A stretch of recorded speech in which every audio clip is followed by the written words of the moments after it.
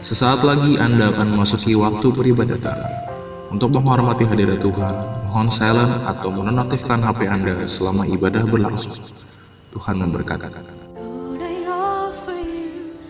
Ketulusan. Mazmur 41 ayat 13. Engkau menopang aku karena ketulusanku, Engkau membuat aku tegak di hadapanmu untuk selama-lamanya. Ketulusan adalah sikap hati yang jujur dan bersih hati. Dalam ketulusan tidak ada kepura-puraan. Ia sanggup berkata ya pada ya dan tidak kepada tidak. Ketulusan tidak meninggalkan jejak negatif, tetapi semuanya positif. Karena ketulusan keluar dari dalam hidup yang bersih hati, sungguh-sungguh, jujur, tidak pura-pura, dan tidak serong. Jagalah hatimu tetap tulus, karena orang yang tulus akan memandang wajah Tuhan. Mazmur 11 ayat 7. Tuhan memberkati.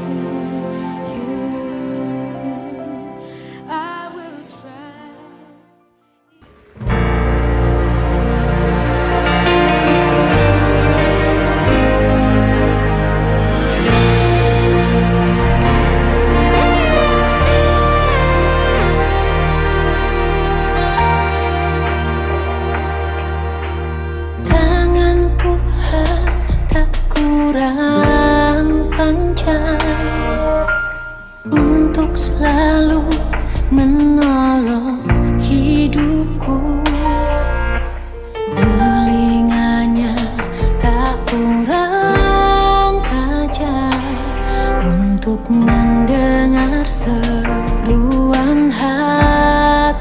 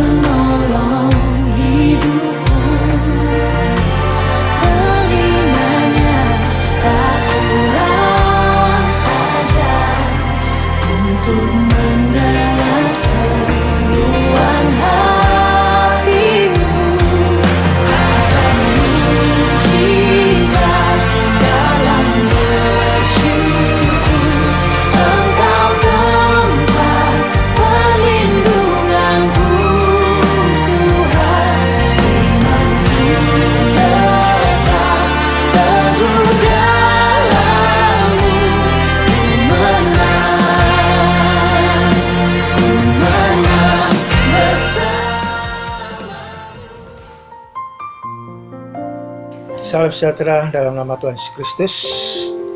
Kita tundukkan kepala kita sejak di hadapan Tuhan. Kami mengucap syukur Tuhan buat kemurahan-Mu, buat kasih-Mu dan pemeliharaan-Mu atas kehidupan kami dan semua jemaat-Mu yang mereka dalam lindungan dan penyertaan-Mu. Dalam kondisi saat ini Tuhan, kami percaya tangan Tuhan yang kuat menopang kami, menopang umat-Mu. Ya, kami tetap memiliki semangat dan sukacita di dalam Tuhan. Bahkan pertolongan yang dari Tuhan senantiasa melawati dan menyertai kami. Terpujilah nama-Mu ya Tuhan, di dalam nama Tuhan Yesus Kristus, yang mengucap syukur kepadamu dan berdoa. Haleluya. Amin. Salam jemaat yang kasih dalam Kristus. Kita mengucap syukur buat kasih setia Tuhan yang besar. Kalau hari ini kita harus kembali beribadah secara online, dan itu merupakan sebuah izin, bahkan apa yang Tuhan taruh pada kita untuk kita dapat mengikuti apa yang pemerintah sudah anjurkan dan kita kerjakan semuanya, dan itu semua tidak mengurangi rasa hormat kita kepada Tuhan melalui ibadah secara online ini. Kita mau bersyukur kepada Tuhan atas semua kebaikan-Nya, dan hari ini kita bisa menikmati kasih karunia Tuhan, terlebih khusus melalui kebenaran firman-Nya. Hari ini firman Tuhan akan terambil di dalam Amsal pasal yang ke-24, ya. Amsal 24, kita akan baca di dalam ayat yang ke-10, ya. Yaitu dikatakan di dalam ayat ini adalah Amsal 24 ayat yang ke-10. Jika engkau tawar hati pada masa kesesakan, kecilah kekuatanmu. Ya, tema hari ini saya mengambil dengan tema membangun imun melalui iman, ya, yang terambil dalam Amsal 24 ayat 10 ini. Sebabnya dikasih Tuhan, ketika kita melihat sebuah pergumulan dalam hidup, seharusnya lah kita tidak boleh merasa tawar hati atau kecil hati. Karena Amsal boleh mengatakan, jika kita tawar hati pada masa kesesakan atau dalam pergumulan, kecilah kekuatan. Hal ini ditunjukkan kalau kita melihat bagaimana imun hidup kita ini dibangun lebih banyak memang dari suasana hati. Karena ketika hidup kita tidak merasakan sukacita, damai sejahtera, kita merasa stres, kita merasa tawar hati, kita merasa kecil hati, maka imun ini juga akan menurun. Karena dorongan semangat untuk membangun imun tubuh ini dipengaruhi oleh keadaan hati dan suasana hati seperti itu. Seorang dokter, ya, dari ahli imunologi klinis ini dikatakan, yang bernama Leonard Calabrese ini mengatakan demikian. Stres itu dapat menurunkan kadar limfosit dan mempengaruhi sistem imunitas tubuh manusia. Apa itu limfosit? Limfosit itu adalah sel darah putih, ya. Dan yang bertugas dia melawan virus dan bakteri di dalam hidup kita. Itu sebabnya ketika tubuh kita mengalami goncangan, stres, atau mengalami ketakutan, mengalami tawar hati, merasa tidak nyaman, maka imunitas dalam hidup kita yang namanya limfosit ini, sel darah putih ini, juga akan mengalami sistem penurunannya, mengalami penurunan, sehingga tidak memiliki kekebalan tubuh kita, tidak memiliki kekebalan yang baik. Dan dikatakan juga di dalam pernyataan dari Leonard ini, bahwa setiap manusia sehat itu memiliki daya tahan tubuh untuk melawan berbagai mikroba. Ya, karena dalam hidup kita ini kita udah tiap hari menghirup, ya, mikroba, menghirup berbagai macam bakteri yang tidak kelihatan, yang hanya bisa dilihat melalui teleskop mungkin, ya. Tetapi kenapa kita kuat? Kita jarang mengalami sakit penyakit mungkin.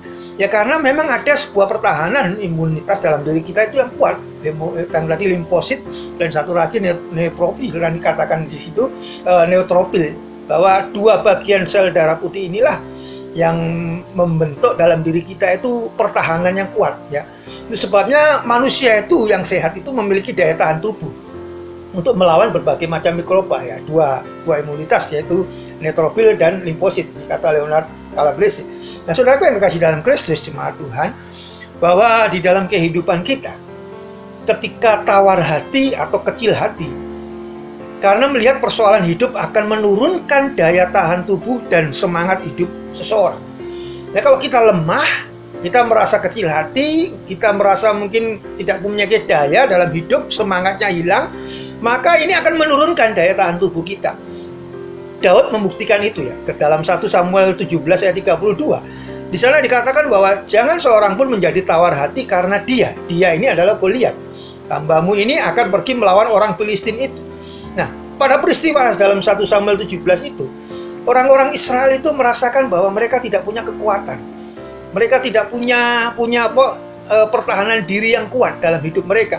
Sehingga di dalam setiap tantangan yang dihadapi itu, mereka merasa, aku ini nggak mampu, nggak sanggup menghadapi yang namanya Goliat. Dalam peperangan itu, dalam 1 Samuel 17.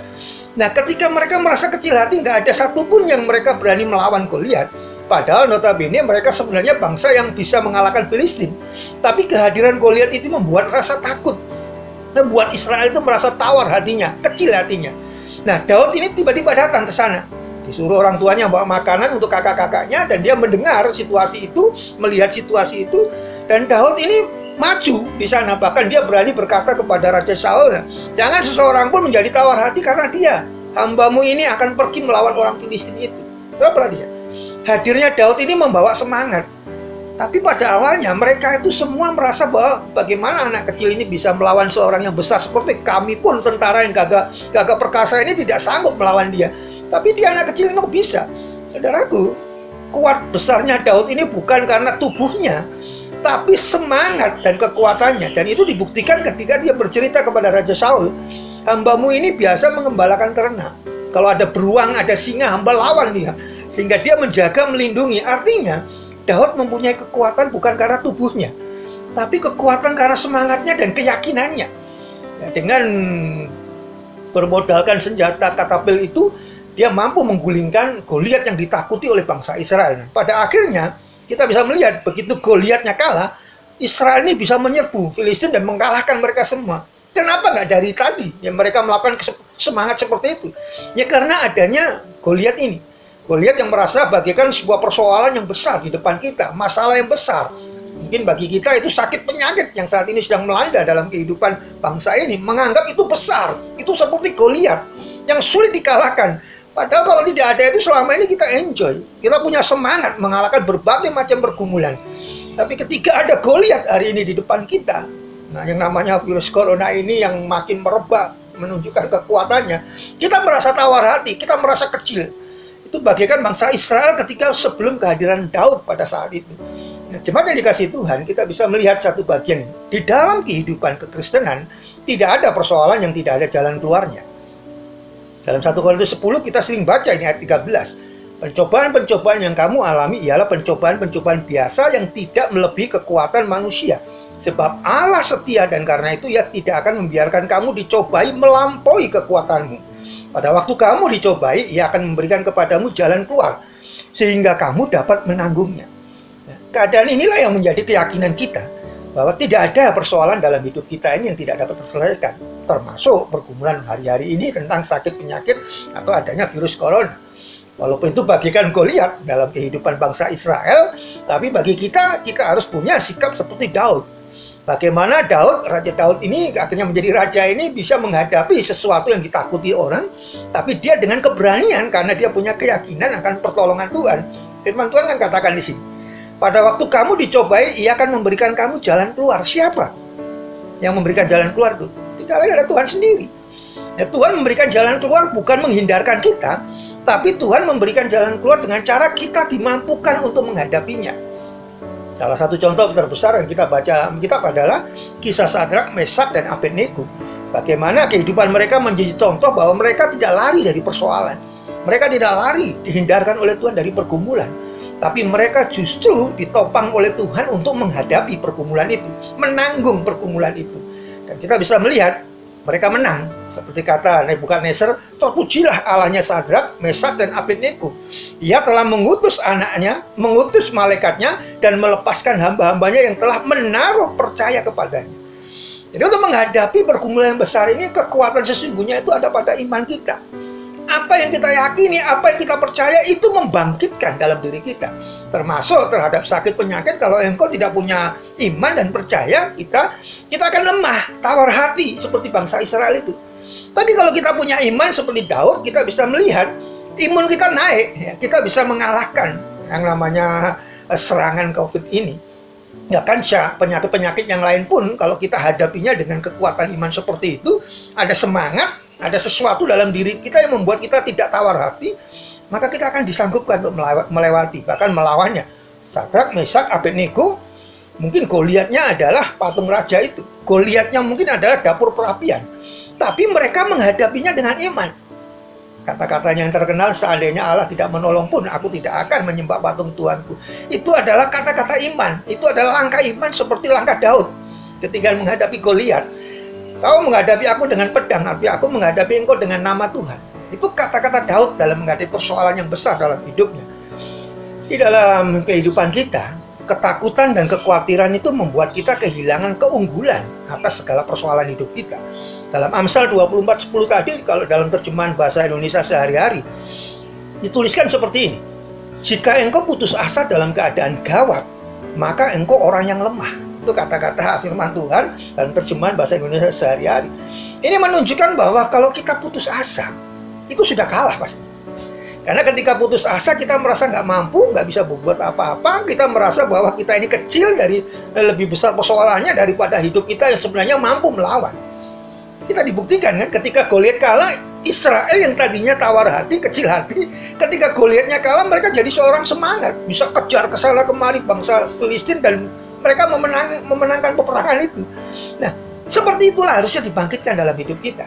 Jangan lemah dengan keadaan, jangan merasa putus asa dengan keadaan, jangan merasa kita tawar hati, kecut hati dengan keadaan, tapi punya iman, punya kekuatan untuk kita bisa melawan semuanya, bahkan kita bisa menghadapi sebuah kemenangan seperti bangsa Israel setelah Goliat dikalahkan oleh iman oleh Daud, ya, melalui Daud. Nah, ada 3 poin yang kita perlu bahas. Yang pertama dikatakan dalam Amsal 12 ayat 25, kekhawatiran dalam hati membungkukkan orang. Perkataan yang baik mengembirakan dia. Membungkukkan itu memiliki sebuah makna atau arti itu seperti membuat kita tidak percaya diri dan lemah. Orang yang membungkukkan pribadinya, dirinya itu merasa dia tidak sanggup, dia nggak percaya diri, dia tunduk, dia tidak bisa menatap masa depannya. Jadi kalau menghadapi pergumulanmu hari ini, engkau harus dengan tegak bisa memandang ke depan, menghadapinya.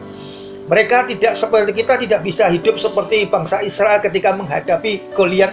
Mereka tunduk, mereka membungkukkan diri, mereka putus asa, mereka nggak bisa percaya diri, mereka nggak bisa melihat masa depan karena ada halangan Goliat di depannya. Tapi Daud tegak, dia melihat, dia menghadapinya dengan iman. Nah, keadaan seperti itulah yang harus kita miliki.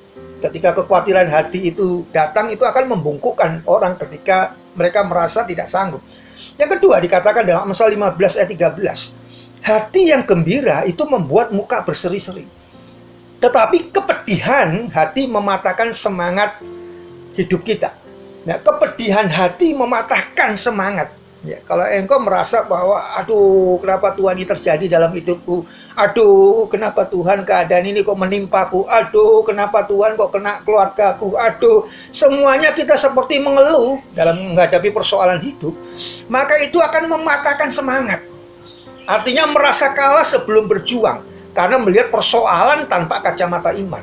Ya, Israel melakukan hal itu dan mereka merasakan bagaimana ketika kepedihan hati mereka merasakan tidak sanggup, patah semangatnya sebelum berjuang, ya mereka nggak bisa buat apa-apa, jadi bahan olokan oleh bangsa Filistin. Tapi hadirnya Daud itu membuat kacamata iman bangsa Israel itu bangkit kembali.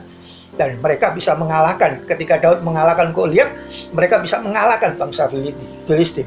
Yang ketiga, di dalam Amsal 17 ayat 22, hati yang gembira adalah obat yang manjur, tetapi semangat yang patah itu mengeringkan tulang. Kata-kata mengeringkan tulang itu menunjukkan sebuah keadaan ketidakberdayaan kita. Mengeringkan tulang itu seperti kita tidak memiliki kekuatan untuk melawan tantangan di depan. Dan semua itu terjadi di saat kita kehilangan semangat. Itu sebabnya Amsal katakan jaga hati kita terus gembira. Walaupun kita bisa kena sakit penyakit, karena tubuh ini tubuh jasmani, ya tentu kita percaya ketika menghadapinya dengan hati yang tetap gembira, itu adalah obat yang manjur. Ya, ini Alkitab yang berbicara, firman Tuhan yang berkata bahwa hati yang gembira itu obat yang manjur, tetapi semangat yang patah, saudara, kalau semangat itu patah mengeringkan tulang, engkau tidak akan merasa berdaya, engkau tidak akan merasakan tidak memiliki kekuatan untuk melawan. Itu sebabnya hari-hari ini Tuhan mengatakan kepada saudara dan saya dalam menghadapi pergumulan-pergumulan saat ini, engkau harus tetap memiliki kegembiraan. Kadang-kala sulit, kadang-kala keadaan ini membuat kita tidak bisa buat apa-apa. Tapi percaya, kalau Tuhan berkenan, semuanya diizinkan Tuhan terjadi. Seperti 1 Korintus 10 ayat 13 tadi, semua pencobaan yang kita alami itu adalah pencobaan biasa yang tidak melebihi dari kekuatan kita. Dan Tuhan selalu ada untuk memberi jalan keluar kepadamu, supaya kita ini memiliki kesanggupan untuk menanggung perkara itu. Itu sebabnya Tuhan mengendaki kita hari ini untuk tetap gembira, tetap sukacita, menaikkan imun itu, tubuh kita itu dengan cara kita bersukacita, bergembira. Keadaan mungkin secara kasat mata sulit, tetapi kalau engkau sanggup bersukacita atas keadaan itu, engkau akan mengalami kemenangan. Bukan hanya kemenangan menghadapi pergumulan yang kau sedang hadapi hari ini, tapi itu juga merupakan sebuah kemenangan untuk membangun imunmu dalam hidup kita.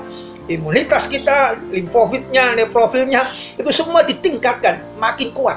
Kenapa? Karena ada semangat.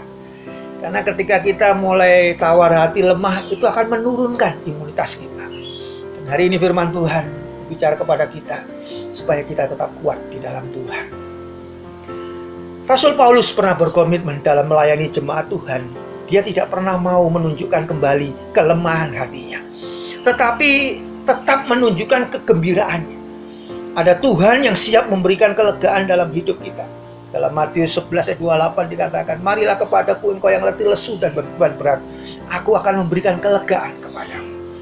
Rasul Paulus di dalam suratnya 2 Korintus 2 ayat 1 dan 2, dia berkata, aku telah mengambil keputusan dalam hatiku, bahwa aku tidak akan datang lagi kepadamu dalam duka cita.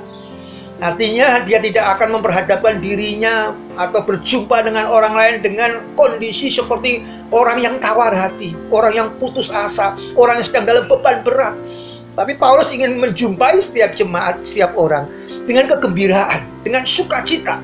Karena dia tahu hati yang gembira itu adalah obat yang manjur. Sebabnya saudaraku yang kasih jemaat Tuhan, hari-hari ini mungkin pergumulan itu ada pada kita, ada pada saudara.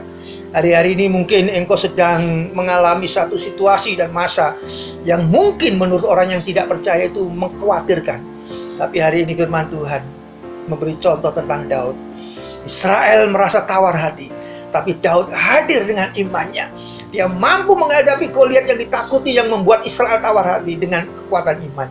Dan Daud mengalami kemenangan. Dan sebabnya saudara yang kasih dalam Kristus, kita percaya pada Tuhan, kita yakin kepada Tuhan. Kalau semua ini terjadi, saya yakin itu atas izin Tuhan. Tapi percayalah, semuanya tidak akan melebihi kekuatan kita. Tuhan akan berikan jalan keluar kepadamu, dan Tuhan juga akan tolong hidupmu. Seperti Daud, melalui Daud Tuhan tolong Israel terbebas dari Goliat sebagai persoalan yang besar dalam hidupnya, pergumulan yang besar dalam hidupnya. Dan Daud mengalami kemenangan dan membawa sukacita kembali kepada Israel. Hari ini Tuhan juga akan membawa engkau dalam sukacita yang besar. Bergembiralah, sukacitalah, karena hati yang gembira itu adalah obat yang manjur. Kita tundukkan kepala kita untuk kita bersyukur kepada Tuhan, dan kita mau menikmati kasih setia Tuhan untuk mempersiapkan hidup kita di dalam kebenaran firman-Nya untuk perjamuan kudus hari ini. Saudaraku, hari ini tidak dibagikan perjamuan kepada saudara karena masing-masing harus berada di rumah. Saudara harus mempersiapkan mungkin minuman yang ada. Mungkin saudara bisa siapkan teh kalau ada teh di sana. Kalau ada biskuit, saudara bisa siapkan biskuit. Atau apapun yang saudara bisa gunakan sebagai sarana untuk kita melakukan perjamuan kudus hari ini. Saya akan menuntun dan bimbing saudara melalui bacaan firman Tuhan, lebih khusus di dalam persiapan kita untuk memasuki perjamuan yang kudus. Kita angkat roti di tangan kanan kita dan dengarkanlah firman Tuhan ini. Sebab apa yang telah aku teruskan kepadamu telah aku terima dari Tuhan, yaitu bahwa Tuhan Yesus pada malam waktu ia diserahkan mengambil roti, dan sesudah itu ia mengucap syukur atasnya. Ia memecah-mecahkannya dan berkata, inilah tubuhku yang diserahkan bagi kamu, perbuatlah ini menjadi peringatan akan aku. Jemaat yang dikasihi Tuhan, yang kau percaya, roti dalam tangan kita ini adalah tubuh Kristus yang terpecah-pecah. Dengan iman kita makan di dalam nama Tuhan Yesus Kristus.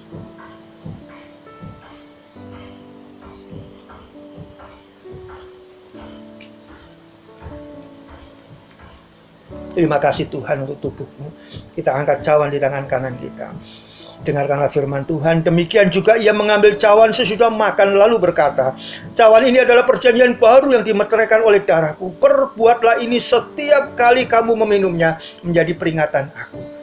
Jemaat yang dikasihi Tuhan, kau percaya anggur dalam tangan kananmu adalah darah Kristus yang tercurah untuk kesehatan, untuk kekuatan dan keselamatan kita. Dengan iman kita minum di dalam nama Tuhan Yesus Kristus. Kami mengucap syukur Tuhan untuk tubuh dan darah-Mu yang kudus dan suci, yang Kau sudah curahkan di atas kayu salib untuk pengorbanan-Mu bagi kami. Tuhan memberkati jemaat-Mu yang sakit hari ini. Mereka dalam pergumulan hari ini, Tuhan jamah. Tuhan lawat untuk keluarga demi keluarga. untuk Pak Heru dan keluarga, untuk Dr. Yeni dan untuk Bu Wening Tuhan, untuk Andreas, untuk Stephen, juga untuk Asael ya Tuhan, dan keluarga jemaat yang lain. Tuhan jamah, Tuhan lindungi, Tuhan jagai mereka, bahkan Tuhan berikan pemulihan kesehatan yang sempurna. Kami percaya Tuhan, tangan-Mu melawati mereka, bahkan untuk seluruh bangsa ini juga Tuhan jagai di program pemerintah untuk menuntaskan segala pergumulan pandemi ini. Tuhan juga sertai sehingga semua boleh berjalan dengan baik. Kami bersyukur kepada Engkau Tuhan. Tuhan menjamah kami semua, menjamah bangsa kami, bahkan Tuhan memberkati kami sekalian. Terima kasih Bapa. Sekarang umat-Mu akan kembali dalam aktivitas hidup mereka. Tuhan limpahkan berkat-Mu. Kiranya berkat kasih karunia dan anugerah dari Allah Bapa, cinta dan kasih yang penuh dalam Kristus Yesus, bahkan kekuatan dan persekutuan Roh Kudus-Mu berlimpah-limpah bagi umat-Mu Tuhan. Mulai hari ini, esok sampai Maranatha, Tuhan datang pada kali yang kedua. Dalam nama Tuhan Yesus Kristus, hamba mengucap syukur dan berdoa dan limpahkan berkat-Mu ini. Haleluya. Amin. Tuhan memberkati. Haleluya, haleluya, bagi anak domba. Haleluya, haleluya, darahnya meneguhkan setiap bidang, suku bangsa, semua makhluk dan pulau. Berikan glory, berikan hormat, beri pujian bagi anak domba. Haleluya, haleluya, haleluya, bagi anak domba. Haleluya, haleluya, darahnya meneguhkan setiap bidang, suku bangsa, semua